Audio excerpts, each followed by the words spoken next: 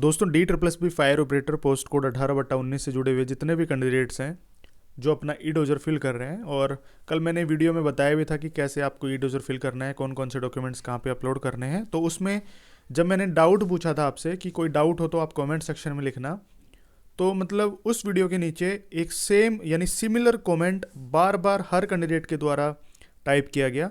और वो ये था कि सर जब हम 10th में यहाँ पे देखो, जिन भी कैंडिडेट्स ने जो 10th पास की है वो प्राइवेट स्कूल से की है, तो यहाँ पे गवर्नमेंट पे क्लिक कर रहे हैं तो कोई दिक्कत नहीं है, यहाँ पे एज इट इज़ वहीं आ जा रहा है। लेकिन यहाँ पे जैसे ही प्राइवेट वाले ऑप्शन पे क्लिक कर रहे हैं तो यहाँ पे हमसे एक डॉक्यूमेंट अपलोड करवाया जाएगा, और डॉक्यूमेंट यहाँ पे लिखा आ रहा है कि आप एक डॉक्यूमेंट्री प्रूफ अपलोड करो ऑफ प्राइवेट इंस्टीट्यूट, कि आपका जो प्राइवेट इंस्टीट्यूट है वो वेरीफाइड है यानी एफिलिएटेड है, जिसे मान्यता प्राप्त है, तो वो डॉक्यूमेंट आप यहाँ पे अपलोड करो।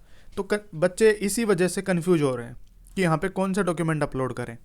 देखिए, जहाँ से आपने 10th पास की है वहाँ पे उस स्कूल में जा कर के आप जो उसका एफिलिएटेड जो सर्टिफिकेट है, एफिलिएशन जो सर्टिफिकेट है, मान्यता जो उनको प्राप्त है, वो सर्टिफिकेट उसकी एक कॉपी आपको लेके आनी है, यानी आप फोटोकॉपी भी लेके आ सकते हो, और वो यहाँ पे आपको अपलोड करनी पड़ेगी। ठीक। और अगर आपका जो स्कूल है वो एडिड है, यानी प्राइवेट और गवर्नमेंट दोनों संस्थाओं से मिलके बना है, ठीक है, तो आपको फिर गवर्नमेंट वाले ऑप्शन पे चूज करना है। ठीक है, एडिड अगर आपका स्कूल है तो फिर गवर्नमेंट पे करना है, और अगर आपका प्राइवेट है तो प्राइवेट पे क्लिक करके, और यहाँ पे मैंने आपको बताया ना कि मान्यता प्राप्त वाला सर्टिफिकेट आपको यहाँ पे अपलोड करना है। कई बच्चे यहाँ पे 10th का सर्टिफिकेट ही अपलोड करने की कोशिश में है, लेकिन वो मत करो, क्योंकि प्रॉब्लम या कोई दिक्कत आपको आ सकती है। तो उससे बढ़िया है कि आप स्कूल में जा करके उनका जो एफिलिएशन सर्टिफिकेट है वो यहाँ पे अपलोड करें। ठीक है, ये डाउट था। और उसके बाद नीचे जैसे ही अपने एजुकेशनल क्वालिफिकेशंस को ऐड कर रहे हो तो यहाँ पे डॉक्यूमेंट्स जैसे ही अटैच कर देते हो फाइल, ठीक है ना, जो PDF फाइल आप अटैच करते हो, उसके बाद सब्जेक्ट्स में, उसके बाद टोटल नंबर ऑफ मार्क्स कितने हैं वो, और कितने आपने ऑब्टेन किए हैं, यानी 10th में टोटल नंबर ऑफ मार्क्स कितने हैं, और उसके अलावा रिमार्क्स में आपको पास लिख देना है, पास है तो पास, ठीक है, या फर्स्ट डिवीज़न सेकंड डिवीज़न जो आप लिखना चाहो रिमार्क्स में लिख सकते हो। ठीक है, बाई पास लिख देना। उसके बाद यहाँ पे अपनी देखो, कई बच्चे कह रहे थे सर हमारी मार्कशीट और सर्टिफिकेट अलग अलग हैं, तो आपको अलग अलग कर देनी है। जैसे CBSE में अलग अलग मिलती है, सर्टिफिकेट अलग और मार्कशीट अलग। हरियाणा बोर्ड में जैसे क्या है कि मार्कशीट कम सर्टिफिकेट होती है, तो वो आपको सिमिलर दोनों में ही कर देनी है। जैसे सर्टिफिकेट में भी वही करनी है और फिर मार्कशीट में भी वही। जिनकी सर्टिफिकेट कम मार्कशीट है उस पर लिखा होता है सर्टिफिकेट, आप देखोगे ना तो उस पर लिखा होता है आपकी पे।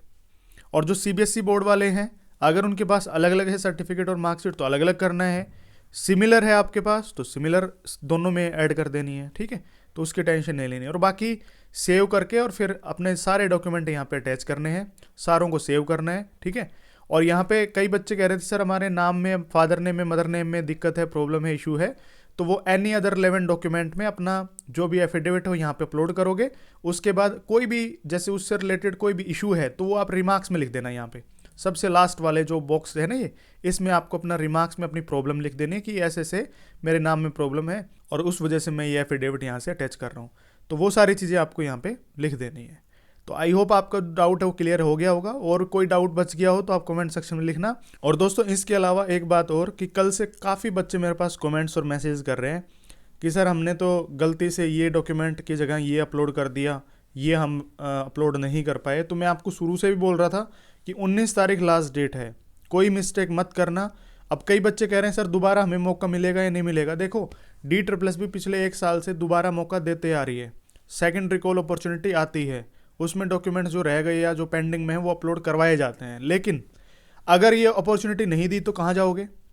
तो इसलिए आपको रिस्क नहीं लेना है किसी भी बात का, जब तक आपको सारी चीज़ें समझ में ना आए उससे पहले अपना ई डोजर सबमिट नहीं करना है।